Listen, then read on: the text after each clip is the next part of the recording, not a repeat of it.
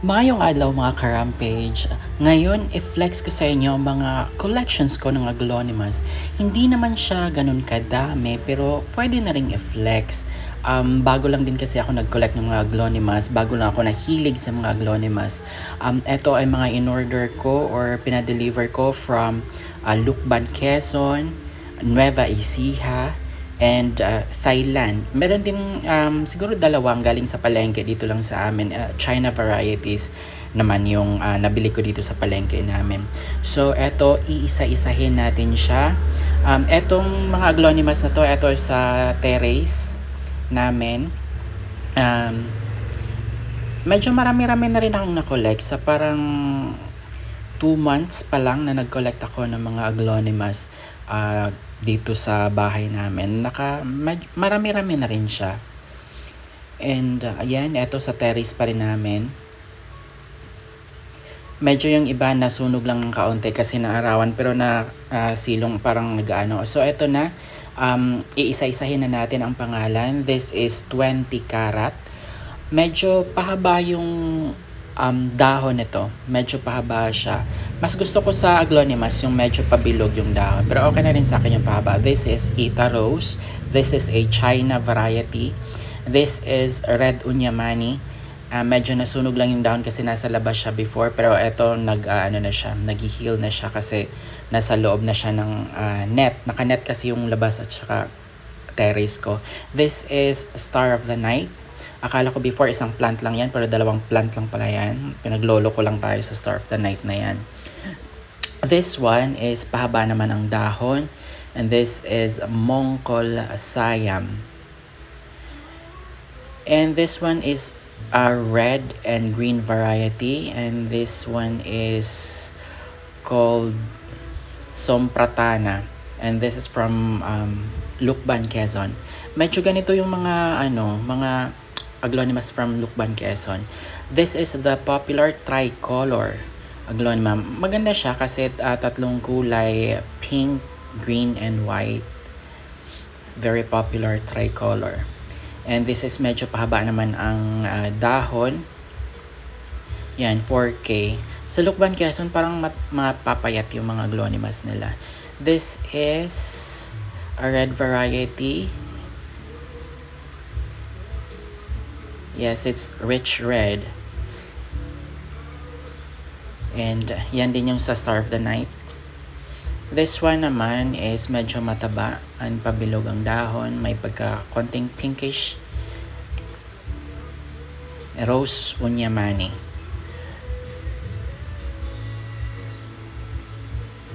This one is Ita Rose. Medyo nakapag-propagate na ako ng Ita Rose kasi medyo matagal-tagal na sa akin ang Ita Rose. Sa palengke ko lang ito nabili ito sa amin. This one is one of my favorite. Galing ito sa Thailand kasi may gold, green, and red or pink ba yan? It's golden Thai. From Thailand naman siya.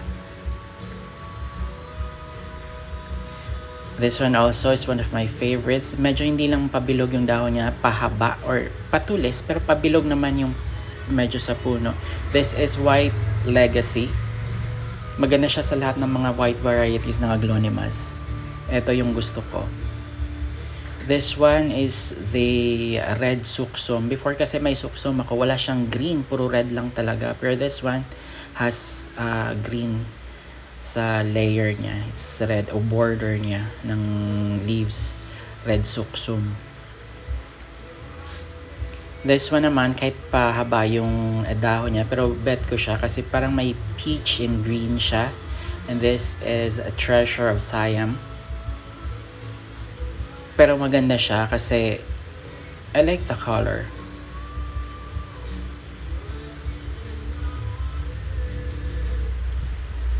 This one is the white variety naman. This is super white. Kasama yan sa Star of the Night.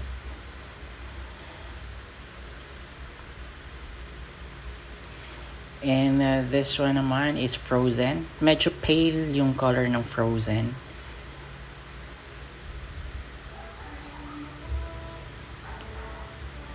And one of my favorite too, Mahaseti. is from Thailand. Kasi may gold siya, green and red. Rich red. Maganda siya. And this one also, medyo pale ang color, Lucky. Halos magkapareho lang sila ng kulay ng Frozen. I thought nga before parang pinaglolo ko lang ako. Pero parang mas pale to. Ito parang mas darker yung pink niya. Ito mas pale. This one, ito yung mga na-propagate ko na mga anak-anak na mga nabili ko. Kasi ang mga, this is Sunrise. Ang mga nabili ko kasi may mga anak-anak na. So hiniwalay ko na kaagad para mas mabilis ako makapagparami. This one is Laksap. Anak na rin to. And this is, I think this Pink Legacy. Maganda siya kasi round ang leaves. Pink emerald pala. Round ang leaves and ayan, marami siyang color. This one also round ang leaves. This is Siam Perfect. I don't know bakit medyo mas mahal tong Siam Perfect na to sa mga aglaonimas. This one is anak na rin from Sompratana. And Siam Perfect, anak na mga na rin, na mga na-propagate ko na nahiwalay ko na. This is the Ita Rose. Marami na kasi akong nahiwalay na mga or naputol sa mga Ita Rose at nabuhay na. Medyo matagal-tagal na sa akin kasi ang Ita Rose.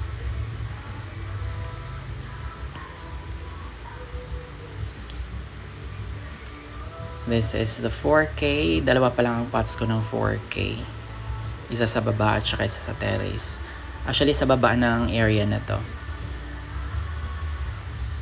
Sa may gate na.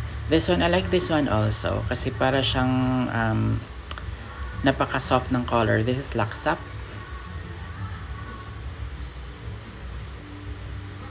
This one naman is green and white. And pink yung stalks or stem. This is Sunrise. This is from Lucban, Quezon. Kapag ganyang mga medyo payat. From Lucban, Quezon siya. This is my favorite. Most favorite sa lahat ng aglaonimas ko. This is Harley Quinn. Pabilog yung dahon niya and para siyang plastic.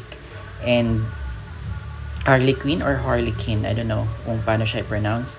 And maganda yung color niya. I like the color. Very soft and shiny. This one is the rich red. Medyo marami akong rich red kasi hinuwalay ko yung Star of the Night na isa. And this one also, next to Harley Quinn, is my favorite too. Kasi para siyang plastic. And the color is nice. This is Amber.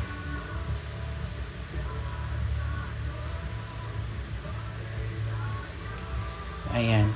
Maganda yung color niya. Hindi siya ganun ka-pale sa Lucky or Frozen. Medyo may pagka-tingkad ng kulay ng amber.